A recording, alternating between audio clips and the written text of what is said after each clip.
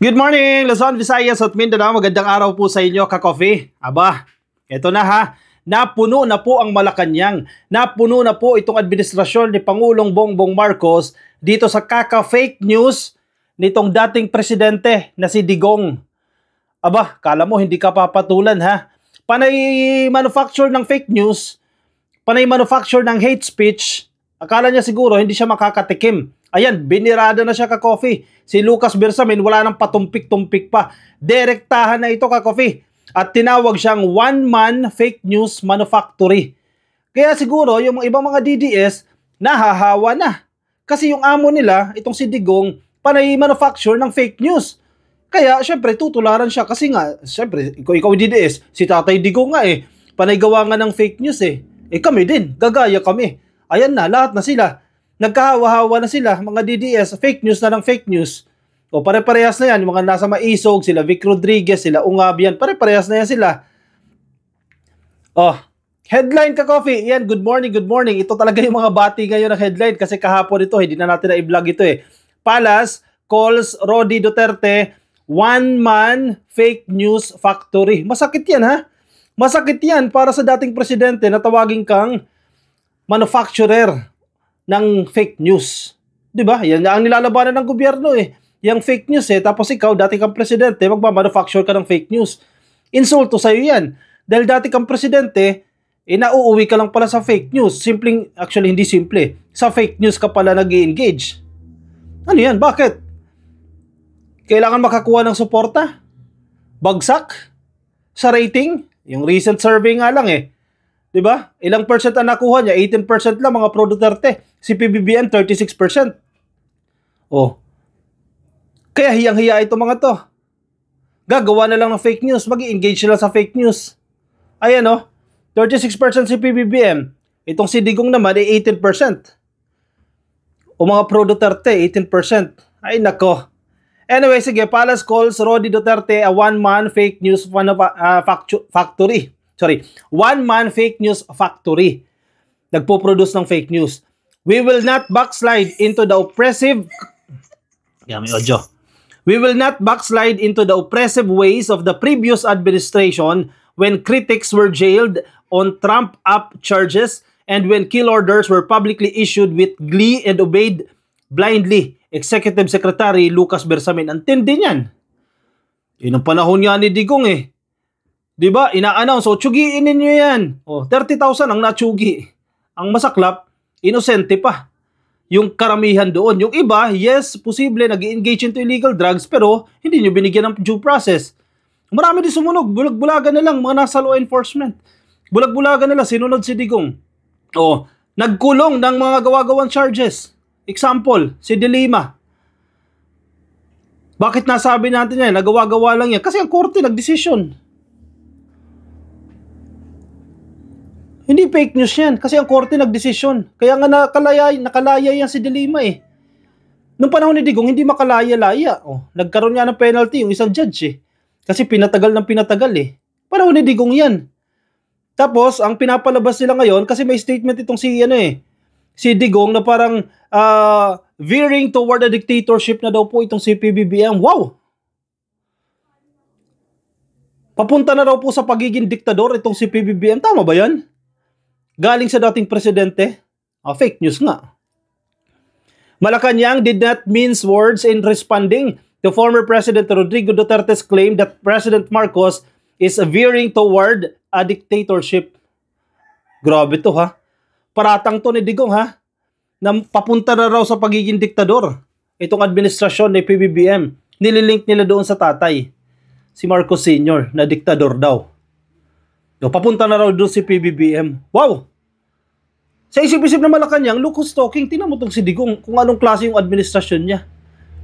Kinumpara yung dating administrasyon as compared sa ngayon. Noon sige, tsugiin ninyo. Mga eng-eng, susunod.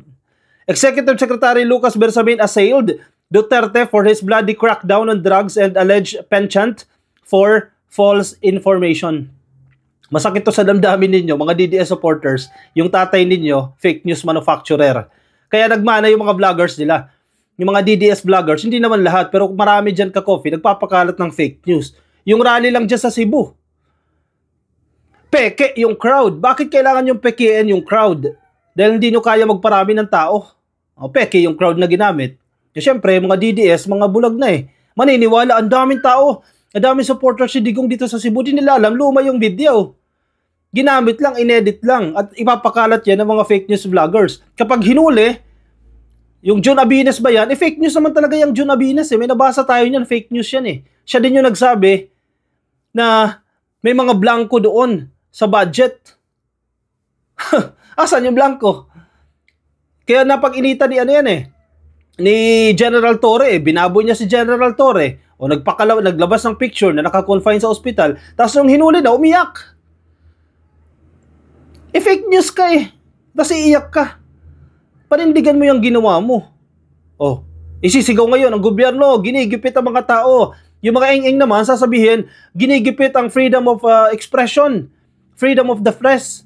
Fake news ka eh. Alam nga, manhayaan ka lang. May limitasyon yan. Grabe itong mga DDS ito. We will not backslide into the oppressive ways of the previous administration when critics were jailed on Trump-up charges and when kill orders were publicly issued with glee and obeyed blindly. O, masaya pa sila. Sundin yung utos ni Digong noon na pagtsutugiin niya mga yan. Huwag natin kalimutan yan. It is the leader of that troubled past. Oh, sakit nito oh. It is the leader of that troubled past who is depicting us as veering toward a system where anyone can be deprived of life, liberty, and property without due process of law, as many had been on his mere say so as a maganda statement ito ah. As many had been on his mere say so as a tyrant who did not respect the rights of the people. Aray ko po, ang sakit. Kumbaga, look who's talking. Pinagbibintangan mo itong administrasyon na papunta na sa pagiging diktador, samantalang ikaw, noong panahon mo, ang description ni Lucas Bersamin dito ay troubled past, masalimuot na nakaraan, tsumugi ng kung ilang 30,000 yan, kasama mo na si Bato dyan, tapos palalabas napapunta na sa dictatorship itong administrasyon na ito.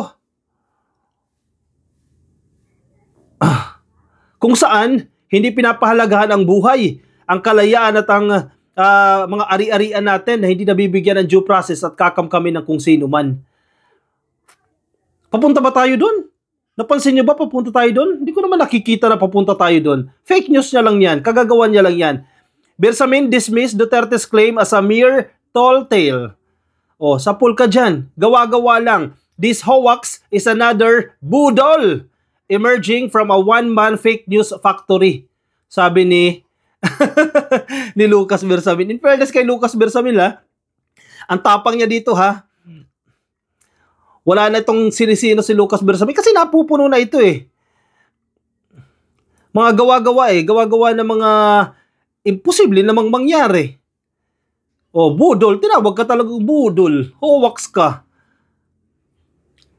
Mula sa isang one-man fake news manufacturing factory. Nagmamanufacture ng fake news. O, sapul. Sapul na sapul kayo dyan, aray. Masakit ba? At a rally in Mandawi City last Saturday, February 22, Duterte, whose family has had a falling out with the Marcoses over several issues, predicted that the president would not step down in 2028 and would impose martial law like his father and namesake Ferdinand Marcos. O, hibang na naman kayo. O, gumawa na naman kayo ng mga prediction ninyo. Ano kayo? Manghuhula na naman kayo. Kailangan nyo na naman ng suporta ng tao. Kaya pinapalabas nila na si PBBM hindi aalis sa kanyang pwesto. Mananatili daw po after 2028. O, imbento na naman kayo. May mga prediction na naman kayo. Gumagawa kayo ng sarili nyong multo. Ano na naman pinaghuhugutan ninyo? Paano yan si PBBM mananatili dyan? Gagayahin daw kasi yung tatay na hindi aalis sa pwesto. Tinatakot yung sarili ninyo. Nahihibang kayo. Si Digong talaga, ang mga invento, Siguro wala nang writer yan. Kaya kung anong maisip, sintu-sintu na rin yung mga statement Kung ano na lang ang maisip, sasabihin. Kakatawa ito. Oh. Ayaw naman baguhin yung konstitusyon eh. Diba? Ayaw yung amyendahan. Kahit yung economic provisions, ano pang political provisions, paano mananatili si PBBM dyan? Eh, ang nakalagay sa ating saligang batas, hindi ka pwedeng ma-re-elect. O, hibang na naman kayo dyan. Yung mga DDS naman, sigawan. Ang saya nila. Ibubu nila si Marcos. Magagalit sa Marcos. Kasi, pinaniniwala ni Digong na magma-martial law. Na hindi aalis si PBBM dyan. Naku po. Kaya nagkakagulo eh. Kasi itong si Digong magulo. Yan ang nanggugulo. Kung tumigil lang yan sana, manahimik na lang yan, tulad ng ginawa ni Pinoy sa kanya, na nahimik lang, hindi sana nahahati ang bansa. Nahahati ang bansa kasi yung dating presidente, nakikisaw-saw pa. Dapat hindi ka na mangialam dyan, sir eh. Magpahinga ka na, di ba? Retired ka na. Enjoy mo na yung benepisyo mo. Marami namang naipon siguro. Dahil ang daming negosyo noon eh. Pogo, oh, kasagsagan, oh. Tigil na muna. Hayaan mo yung presidente magpatakbo. Kaya gumugulo eh. Kasi may hari na tayo, may gusto pang magpakahari. The elder Marcos placed the Philippines under military rule in 1972, citing lawless elements who have taken up arms against the duly constituted government and the people and who have committed acts of armed insurrection and rebellion. Iba nung panahon. Yung armed groups noon marami. Ngayon, mangilan-ngilan na lang. Credit to the past governments, nasugpo naman yung iba dyan. Pero meron pa rin mangilan-ngilan. And impossible na yung nangyari noong 1972, mangyayari ulit ngayon dahil magkaiba at malayong-malayo na ang sitwasyon. Katang-isip lang yan ni Digong. Tall tale nga, sabi ni Lucas Bersamin. The late president was ousted through the military-backed 1986 EDSA revolt, which forced him and his family to live in exile in Hawaii.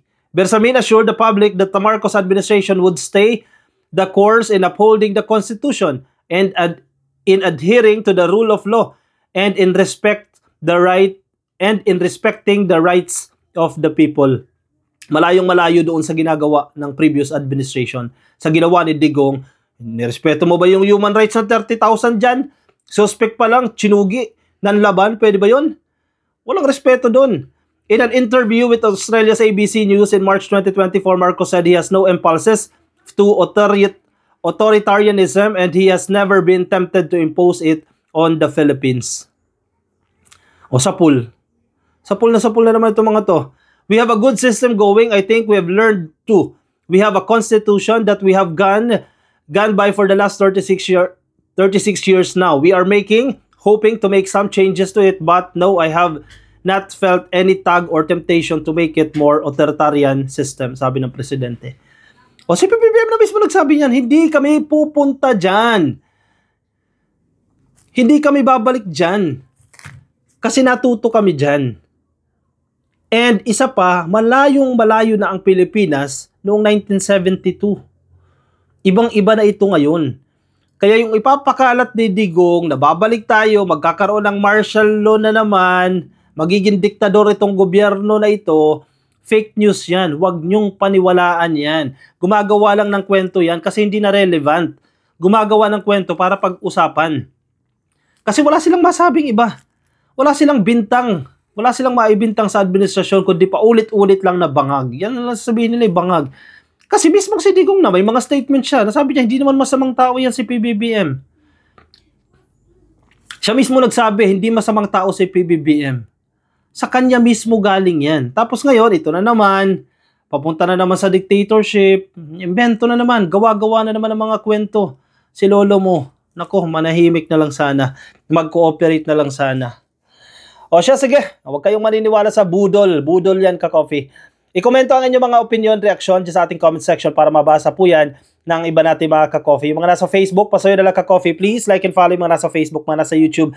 Click lang po na subscribe and hit the notification icon para updated din po kayo sa ating mga bagong upload. Siya, ako yung pansamantala muna magpapaalam sa inyo. Kita-kits ka-coffee sa ating susunod na videos. Paalam po sa inyo. Bye-bye.